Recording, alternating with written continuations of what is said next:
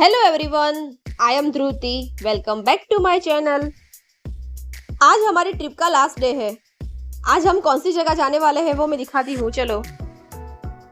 Morning बहुत beautiful थी और हम जा रहे हैं ये सब जगह पे, तो फिर जल्दी उठ गए थे और ब्रेकफास्ट करके निकल गए।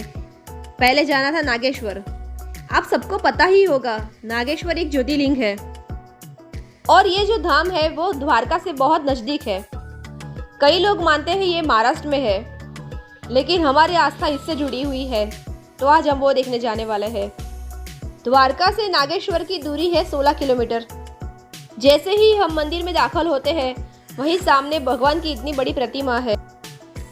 मंदिर में जाने के लिए ऐसी रेलिंग बनाई हुई है ताकि भीड़ भाड़ ना हो और सब अच्छे से दर्शन कर सके। भगवान शिव के 12 ज्योतिर्लिंग है, उसमें से ये स्थान 9वां नंबर का है। ज्योतिर्लिंग का अर्थ होता है स्वयं प्रकट हुए हैं। किसी ने स्थापना नहीं की हो, स्वयंभू हो, उसको ज्योतिर्लिंग कहते हैं। जब हम मंदिर के अंदर गए, मंदिर का वातावरण बहुत भक्तिमय था और जगह बहुत बड़ी थी। सभी दर्शनार्थी दर्शन के लिए लाइन में खड़े थे। इस मंदिर में भगवान शिव की नाग के रूप में और पार्वती देवी की नागिन रूप में पूजा होती है। ये देखिए इसका महत्व। इसमें लिखा है कि इसलिए नागेश्वर में अपने जीवन की रक्षा के लिए गंगा जल के अभिषेक के साथ नाग नागिन का जोड़ा चढ़ाने का महत्व है। और द्वापर युग में भगवान कृष्ण ने कई बार अभिषेक पूजा किया हुआ है। बस ये बात लिखी है, तो आप समझ सकते हैं इस मंदिर का महत्व। मंदिर में दर्शन का टाइम है सुबह 6 बजे से रात के 9 बजे तक, लेकिन दोपहर में मंदिर बंद रहता है, तो ये बात ध्यान रखना। जिसको भी विशेष पूजा करनी है उसको गर्भगृह में जाने की अनुमति है, वो वहाँ जाके पूजा कर सकता है। लेकिन आज हम बाहर से ही दर्शन करेंगे। चलो मैं आपको भी दर्शन करवा देती हूँ। अंदर फोटो लेना मना था, तो मैंने अंदर का फोटो नहीं लिया।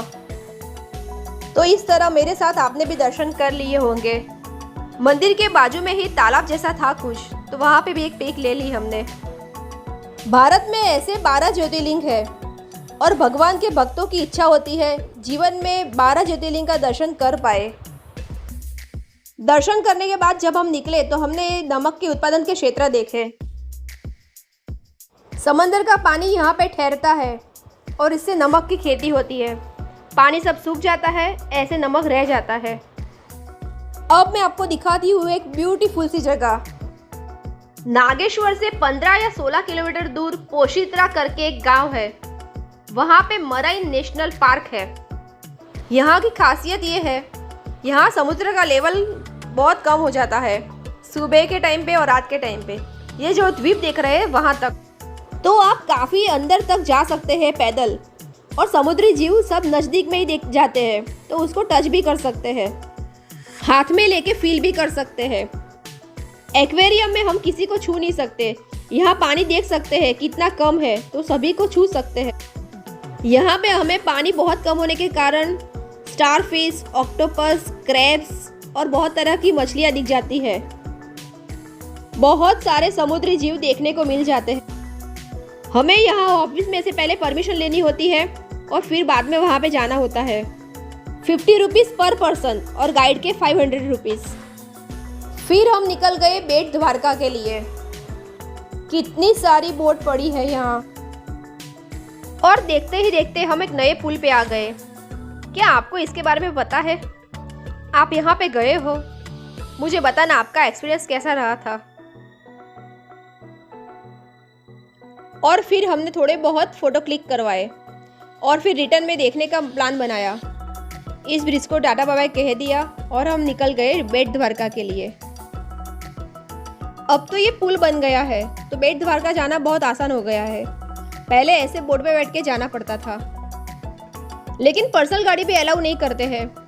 वहाँ पार्किंग होता है, वहाँ पार्क करके हमें ऐसी रिक्शा में बैठना पड़ता है। और ये है द्वारकाधीश का मुख्य मंदिर। अंदर फोटोग्राफी अलाउ नहीं है। मंदिर के सामने ही भोजनालय है, अगर आप जाना चाहें तो जा सकते हैं। बेट द्वारका को भेड़ द्वारका भी कहा जाता है, क्योंकि भगवान श्री कृष्ण और सुदामा की भेंट यहाँ पे हुई थी। अब मैं आपको ले चलती हूँ सोने की द्वारका में। जो असली वाली सोने की द्वारका थी वो तो पानी में डूब गई थी। यहाँ पे एक म्यूजियम टाइप बनाया हुआ है या फिर मंदिर भी कह सकते हो। यहाँ पे हमें भगवान श्री कृष्ण के जीवन में जो जो भी घटनाएं हुई थी उस सभी की झांकियाँ दिखाई दे रही है। सभी की झांकियाँ यहाँ बनाई गई है और बहुत अच्छी तरीके से रखा हुआ है। आपको ये सभी प्रसंग याद ही होंगे।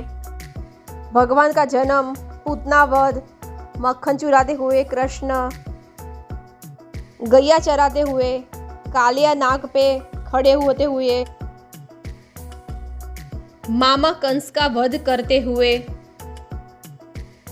ऐसे बहुत सारे, ये राक्षस का वध करते हुए बहुत सारे उसके झांकियाँ थी। ये माता यशोदा के साथ भी एक झांकी है। ये जो आप देख रहे हैं वो बकासुर का वध करते हुए, गोपी के साथ रासलीला करते हुए, गोपियों को हैरान करते हुए, सांदीपनी ऋषि के आश्रम में शिक्षा लेते हुए, बहुत टाइप की झांकियाँ थी। बहुत मज़ा आया। राधा कृष्ण का मंदिर भी बनाया हुआ है और ऐसे बहुत सारी मूर्तियाँ भी थी। ऋषियों की भी मूर्तियाँ थी। और ये देखिए, विष्णु भगवान के पैर दबाते हुए लक्ष्मी जी की भी मूर्ति थी। लक्ष्मी जी की बहुत सारी मूर्तियाँ थी वहाँ पे। और फिर हमें ऊपर के फ्लोर पे जाना होता है। ये है द्रौपदी का चीरहरण का दृश्य। यहाँ पे कौरव और पांडवों के बीच भगवान श्री कृष्ण बैठे हुए हैं। यहाँ पे भगवान कृष्ण अर्जुन को उपदेश देते हुए नजर आ रहे हैं। मैंने आपको भालका तीर्थ का नाम कहा था। ये भालका तीर्थ का दृश्य दिखाया गया है। तो कुछ इस तरह बहुत सारी झांकियाँ थी। आप जब भी बेट द्वारका जाओ ये जगह जाना मत भूलना। यहाँ पे एंट्री टिकट है, कुछ 40 या 50 रुपए की है। बहुत अच्छी जगह है, बहुत एंजॉय करेंगे आप। और हाँ, इन सब के साथ यहाँ पे मीराबाई का एक मंदिर है, वो भी देखना। और फिर हम निकल पड़े इस रिक्शा में बैठ के। हनुमान डांडी करके एक जगह है वहाँ पे। क्या आपको ये जगह के बारे में पता है? मैं आपको बताती हूँ। हनुमान डांडी में एक मंदिर है। वहाँ हनुमान के बेटे मकरध्वज, पूरे भारत में कहा जाता है एक ही मंदिर है जहाँ मकरध्वज और हनुमान जी साथ में है।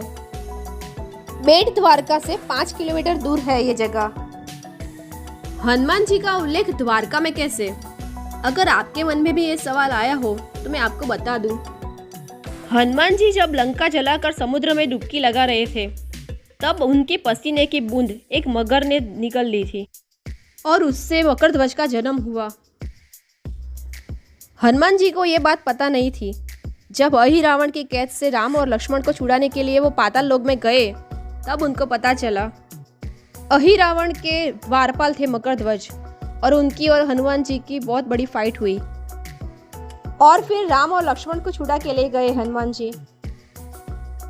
मकरध्वज और हनुमान जी की एक साथ प्रतिमा हो ऐसा दुनिया में एकमात्र मंदिर है। भक्तों के लिए निःशुल्क भोजनालय की व्यवस्था है। 11 से 3 बजे तक का टाइम है। आप जब भी द्वारका जाओ हनुमान डांडी जरूर जाना। तो फिर हम सबने दर्शन कर लिए। दर्शन बहुत अच्छे से हुए। हमें अब आगे की जर्नी स्टार्ट करनी थी तो हम थोड़ी देर तक रुके और फिर निकल गए। मंदिर के बाहर मुश्किल से 4 या 5 स्टॉल थे, लेकिन मेरे काम का स्टॉल मुझे मिल ही गया। तो देखा ना आपने, वहाँ पे भी मैं DIY का सामान लेना नहीं भूली। बहुत जल्द ही मैं इसका DIY लेके आऊँगी, कुछ बनाऊँगी और आपके साथ शेयर भी करूँगी। हनुमान डांडी से निकल के हम लोग वापस आ गए पार्किंग में। वहाँ से अपनी गाड़ी ली और फिर हम निकल गए एक नए डेस्टिनेशन की ओर। और फिर से हम आ गए सुदर्शन सेतु पे। सुदर्शन सेतु एक ऐसा केबल ब्रिज है जो ओखा को बेट द्वारका से जोड़ता है। पैदल चलने के लिए फुटपाथ बनाई है। फुटपाथ के ऊपर छत है, वहाँ पे सभी पे सोलर पैनल लगाई हुई है। ब्रिज के डिवाइडर पे प्लांट्स लगाए हुए हैं। 12 व्यूइंग गैलरी बनाई हुई है। सुदर्शन सेतु जो है उसको सिग्नेचर ब्रिज भी कहा जाता है। ये ब्रिज 2.3 किलोमीटर लंबा है। ब्रिज पर मोर पंख ड्रॉ किए हुए हैं। मुझे जितनी जानकारी मिली है मैं आपके साथ शेयर करना चाहती हूँ इस ब्रिज के बारे में। ये जो ब्रिज है उसमें 10,000 टन स्टील यूज़ किया है, 1.5 लाख क्यूबिक मीटर पत्थर यूज़ किए हैं, जिसमें से 40 से ज़्यादा एफिल टावर बन जाते। 1811 किलोमीटर का लंबा केबल यूज़ किया है, जो आप देख ही सकते हैं, जो 200 गुना ज़्यादा ऊंचा है माउंट एवरेस्ट से। ये ब्रिज बनना स्टार्ट हुआ था 2017 में और अभी हाल ही में 2024 में 25 फरवरी के दिन उसका उद्घाटन किया था हमारे प्रधानमंत्री नरेंद्र मोदी ने। तकरीबन 1000 करोड़ रुपए का खर्च हुआ है इस ब्रिज को बनाने में। इस ब्रिज को यूज़ करने के लिए टोल टैक्स नहीं देना होता। रात को ब्रिज पर लाइट होती है तब ये जगह बहुत सुंदर लगती है। जब ये ब्रिज नहीं बना था तब ओखा से बेट द्वारका बोट में जाना पड़ता था, लेकिन ब्रिज के कारण अब हम जल्दी पहुंच सकते हैं। डिवाइडर पे प्लांट्स, सोलर पैनल वाली फुटपाथ, व्यूइंग गैलरी और सबसे बड़ा अट्रैक्शन था उसके मोर पंख। बहुत अच्छे लग रहे थे मोर पंख। और जो टेक्निकल बातें मैंने बताई वो तो है ही। मेरे पास जितनी जानकारी थी वो मैंने आपको दे दी। आपको कुछ और पता है तो मुझे बताना। हमें तो ये ब्रिज बहुत पसंद आया, बहुत सुंदर है और ऐसे ही सुंदर रख सकते हैं। अगर ये पीछे जो कचरा देख रहे हैं वो ना डाले तो। कोई भी सुंदर जगह गंदी करनी जरूरी है क्या? रिक्वेस्ट है, प्लीज़ कचरा ना डालें ताकि इसकी सुंदरता जैसी है वैसे ही रहे। हम सबका कर्तव्य है देखना कि गंदगी ना करें। तो इस तरह इस ब्रिज को और इस जगह को हमने बहुत एंजॉय किया। और फिर हम पहुंच गए हैं शिवराजपुर बीच। इस बीच में पार्किंग की टिकट थी 50 रुपीज़ और एंट्री टिकट थी 30 रुपीज़। अब तक जितने भी बीच हम घूम के आए किसी में भी एंट्री टिकट नहीं थी। ऐसा क्या खास है इसमें, चलो देखते हैं। शिवराजपुर बीच को ब्लू फ्लैग बीच कहा जाता है। वो क्या है मैं आगे बताऊंगी, पहले हम देख लेते हैं यहाँ क्या क्या है। इस बीच पे बहुत सारी फैसिलिटी थी, जैसे आप देख ही सकते हैं। Changing room, shower room, toilet सभी थे। वनडे पिकनिक के लिए बेस्ट जगह है। यह नाश्ता भी करना अलाउ है। तो ये देखिए, ये है शिवराजपुर का बीच। इस जगह के बारे में मैं आपको बाद में बताऊंगी। पहले हम इस जगह को देख लेते हैं। कितना ब्यूटीफुल सा बीच है। अभी तो समंदर काफ़ी शांत है, लेकिन आगे आप देखना मेरे साथ क्या होता है। वीडियो पूरा देखना तो आपको पता चलेगा मेरे साथ क्या हुआ था उस दिन। एनवायरनमेंट एजुकेशन के द्वारा उन बीच को ये फ्लैग दिया जाता है जिस बीच पे सेफ्टी हो, सिक्योरिटी हो और पानी बहुत साफ हो। 2020 में इस बीच को ये फ्लैग मिला है। इस फ्लैग के लिए कुछ 33 क्राइटेरिया होते हैं जो मैंने आगे आपको दिखाए। इस बीच में सभी फैसिलिटी बहुत अच्छी है। गार्डन एरिया है, वॉशरूम है, चेंजिंग रूम है, स्पोर्ट्स एक्टिविटी है। रेस्ट करने के लिए कोई ऑप्शन नहीं है क्योंकि यहाँ पे वो ऑप्शन रखा ही नहीं है। बीच पे आने से पहले हमने डिसाइड किया था कुछ 2-3 राइड हमें करनी है, तो पहले हमने राइड ही कर ली। स्कूबा डाइविंग की राइड अभी बंद थी, लेकिन आप जब भी जाओ वो राइड जरूर करना। पानी इतना साफ होता है कि आप कोई भी एनिमल हो वो छू सकते हो, देख सकते हो। इतना क्लीन वाटर है यहाँ का। तो जो राइड हमने दीव में मिस कर दी थी वो हमने पहले की। इस राइड में जाने से मुझे तो बहुत डर लग रहा था, लेकिन मेरे हस्बैंड को बहुत मन था इस राइड में जाने का। आपने अगर मेरा दीव वाला वीडियो देखा होगा तो पता चल गया होगा कि मुझे राइड से कितना डर लग रहा था। लेकिन अगर आपको ये राइड नहीं करनी हो फिर भी आप इस बोट में बैठने जरूर जाना। हमें पता नहीं था कि अगर हम ये राइड नहीं करते हैं फिर भी बोट में जा सकते हैं। इस राइड का नाम है पैरासेलिंग। अगर आप ये राइड करते हो तो आपको 1 या 2 आवर तक अंदर रहने को मिलता है। इस राइड का रेट है 1500 रुपये और टाइमिंग है 5 मिनट का। लेकिन तब तक हम समंदर में बैठ सकते हैं जब तक सभी की राइड ख़त्म ना हो जाए। 2-3 राइड छोड़ के सभी के रेट 200 रुपीज़ है। अगर आपको राइड के शौक है तो आप सभी राइड एंजॉय कर सकते हैं। इस राइड में हमें 5 किलोमीटर तक अंदर ले जाते हैं स्पीड बोट से और वहाँ से हमें ये जर्नी स्टार्ट करनी होती है। आप देखिए और मेरे साथ आप भी एंजॉय करिए। लेकिन अगस्त तक जाना आप अवॉइड करना, क्योंकि वहाँ की प्रशासन ने अभी राइड में नियंत्रण ला दिया है, क्योंकि मानसून का टाइम है वहाँ पे, इसलिए। चलो ये राइड होती है तब तक मैं आपको इस फ्लैग के बारे में और जानकारी दे देती हूँ। ब्लू फ्लैग क्या होता है और क्यों दिया जाता है। अगर मैं इस बीच की बात करूँ तो यहाँ पे सेफ्टी बहुत है, सभी जगह सीसीटीवी कैमरे लगाए हुए हैं, सिक्योरिटी बहुत टाइट है। यहाँ के पानी की क्वालिटी भी ये लोग चेक करते हैं, लैब टेस्ट किया जाता है। गुजरात का पहला बीच है ये जिसे ये फ्लैग मिला है। ये पूरा बीच नो प्लास्टिक जोन है, सफाई बहुत अच्छी तरीके से होती है यहाँ पे। ऐसे कुछ 33 क्राइटेरिया है, उसमें से एक बात ये भी अच्छी है, यहाँ पे डिसेबल पर्सन के लिए भी अलग से फैसिलिटी है। ब्लू फ्लैग मिले हैं वो ऐसे 12 बीच है भारत में, लेकिन गुजरात में पहला बीच है ये। सफ़ेद रेत, नीले पानी और आसपास के प्राकृतिक सौंदर्य से ये बीच बहुत फेमस है। बहुत टाइट सिक्योरिटी है, सेफ्टी है, पानी बहुत अच्छा है, बहुत क्लीन वाटर है, तो हम बहुत एंजॉय करेंगे इस वाटर में। तो आप जब भी आओ द्वारका, बेट द्वारका आओ तो ये बीच देखना मत भूलना, बहुत अच्छा बीच है। चलो अब हम आ जाते हैं इस राइड पे। इस राइड की खासियत क्या है, मेन अट्रैक्शन क्या है, फन क्या है, वो चलो देखते हैं अभी। बोट में जितने भी लोग बैठे थे, मेरे हस्बैंड के अलावा किसी ने भी ये नहीं किया। क्या नहीं किया वो मैं दिखाती हूँ आगे। अब मैं कुछ बोलती नहीं हूँ, आप खुद ही देख लीजिए।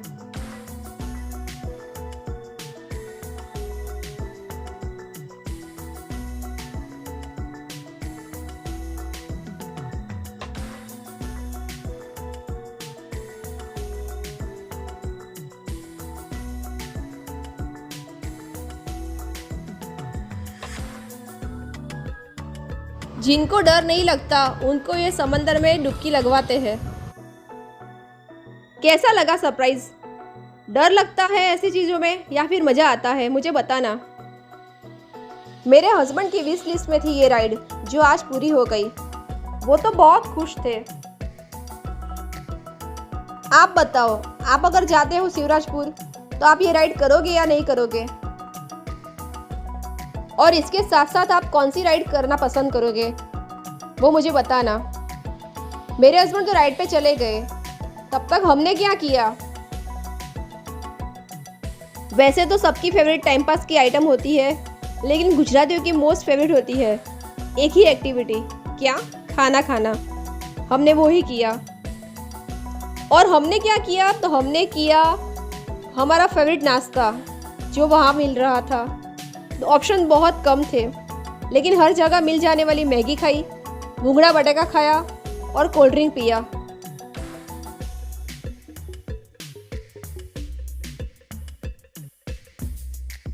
मेरे हस्बैंड को ये राइड बहुत पसंद आई। उन्होंने समुद्र में बैठे बैठे ही वीडियो बना डाला और मुझे भेज दिया और अपना रिव्यू दे दिया।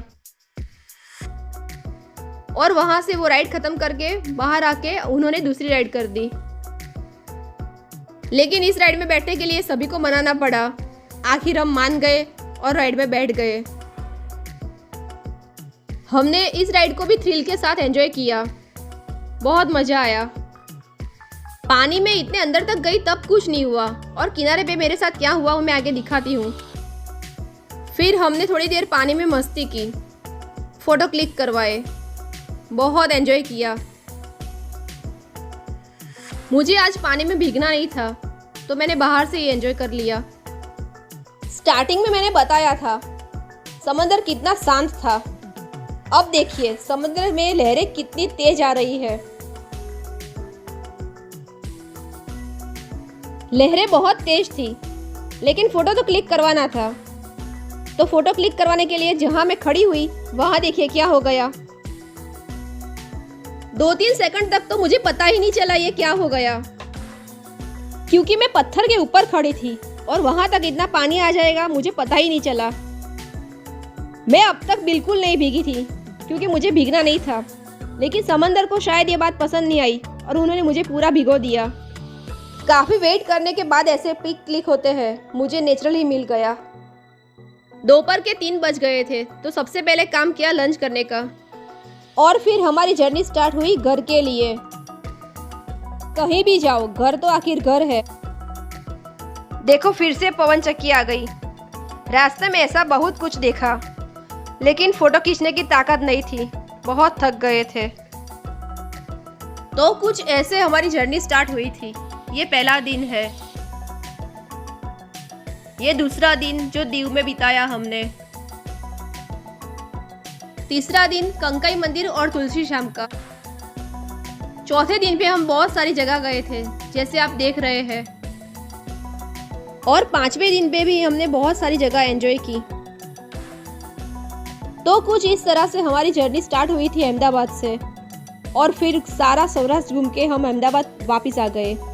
बहुत सारी नई जगह देखने मिली, बहुत कुछ नया जाना हमने, और बहुत बहुत बहुत एंजॉय किया इस पल को।